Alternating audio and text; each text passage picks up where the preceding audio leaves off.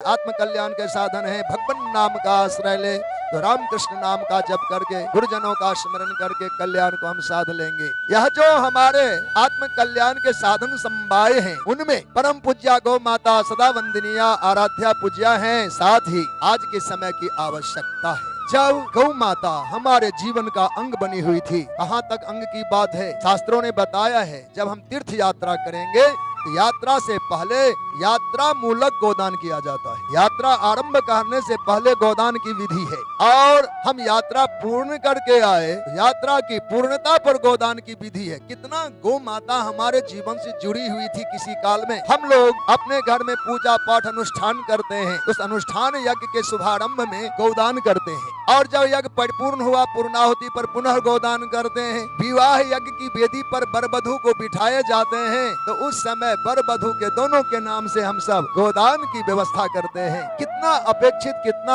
आवश्यक है गोदान, यह महत्व का विषय है। और एक एक कामधेनु है, बेतरनी धेनु है, एक एक गौदान के नाम बताए गए। अवसर अवसर की बात है। गौ माता कहाँ तक हम सबको कल्याण दिला सकती है, दे सकती है, यह बात चाहे शास्त्र भी गाते गाते रह जाए तब भी बात पूरी नहीं होगी। संत भगवान महिमा गान करते हैं पर क्या वो महिमा प्रकट हो पाती है? अर्थात हम जिस सीमा तक गौ माता की महिमा गान करेंगे उनसे अनंत गुना गौ महिमा है। एक प्रत्यक्ष गोदान की घटना सुनाते हैं। प्रत्यक्ष गोदान की घटना एक और प्रत्यक्ष गोदान की घटना ये 20 साल की अवधि की बात है। कुल 20 साल की अवधि की बात। एक हलवाहा जो हल चलाते हैं बैलों से, बैल से हल चला रहे थे तो हल चलाने क्रम में गर्मी लगी हो या किसी कारण से वह बैल मूर्छित होकर गिर गया और बैल की मृत्यु हो गई। मृत्यु हो गई तो किसान तो खेत पर बाद में आते हैं, हलवाहा काम दिन भर करते हैं। तो हलवाहा दुखी हुआ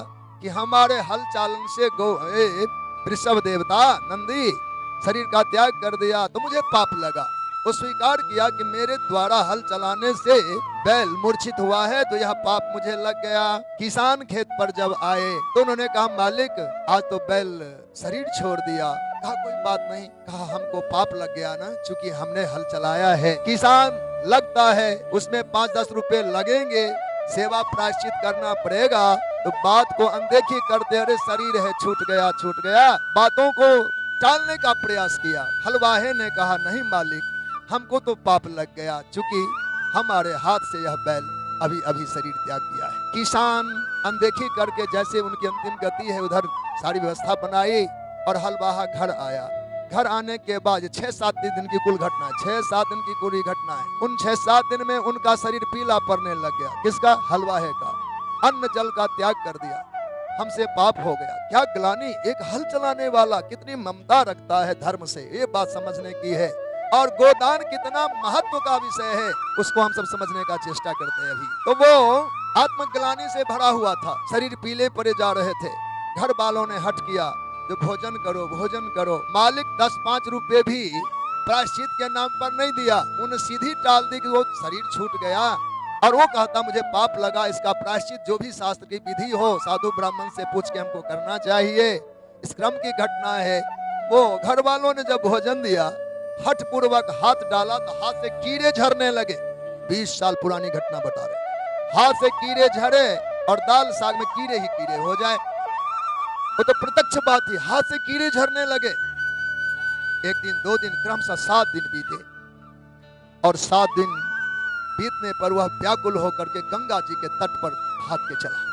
बिना टिकट आया गंगा नदी के तट पर। गंगा जी में पंडा जी हमारे होते हैं सभी जगह। उनसे अपना यह यथार्थ घटना सुनाया। महाराज हम हल चलाते थे और हमारे हल चलाते क्रम में बैल गिर गया और उनकी मृत्यु हो गई तो हमें पाप लगा और वो पाप प्रत्यक्ष में है। हम हथेली को ऐसे झरकाया तो उसमें कीड़े निकलने लगे, हथेली झरकावे तो कीड़े झरे। महाराज दोनों हाथ से कीड़े झर, वो भी आश्चर्य किए। कहा महाराज तो उपाय? का उपाय है 2-4 काम बताएंगे, रुपए कितने हैं? उन्होंने पूछा रुपए कितने हैं? कहा मेरे पास 7 रुपये हैं। 7 रुपए में तो प्रायश्चित होना संभव नहीं है, क्योंकि 5 रुपया तो बाल काटने वाला नाई लेगा। आज तो बाल भद्र होने की परंपरा चली गई भारत देश से। हमारे यहाँ मुंडो जटिलोवा एक सिद्धांत है। मुंडो जटिलोवा, या जटाधारी रहिए या मुंडी रहिए, बिना बाल के रहे या पंचकेशी रहिए, ये सब सैद्धांतिक बातें थी। और खासकर यज्ञ आदि सत्कर्मों में पहले भद्र होके यज्ञ में बैठा, इसका मतलब शोक संदेश नहीं है। हमारे शरीर में जो पाप आदि हैं उनको यदि व्रत तप के द्वारा भी अगर नष्ट करेंगे तो अंत में बाल में आकर छिपता है। यही वजह है प्रयाग कुंभ नहाने वाले लोग, माताएं भी वहां मुंडन करा लेती हैं। निर्णय सिंधु में लिखा है जब हम लोग गंगा नदी में भी डुबकी लगाते हैं तो पाप शरीर से निकलता है, अब जाए कहां का, बाल के सघन वन में जाकर छुप जाता है।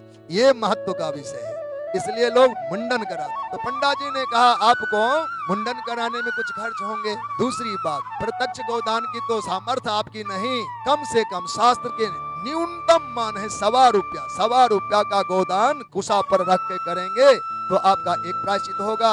गंगा मृतिका का आप प्राशन करें, गंगा स्नान करें।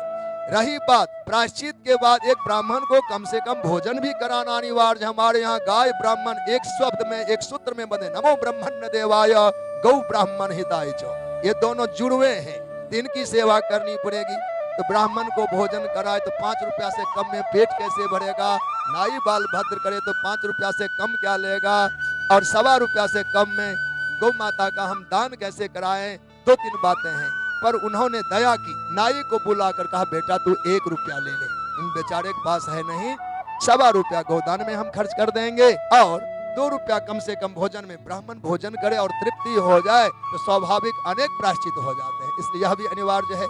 कुल 7 रुपये में सारी प्रक्रिया पूर्ण कराई, भद्र कराया, गंगा स्नान कराए, गंगा की मिट्टी मृतिका मुख में खिलाया और संकल्प करके कुशा पर 1.25 रुपया रखे गए।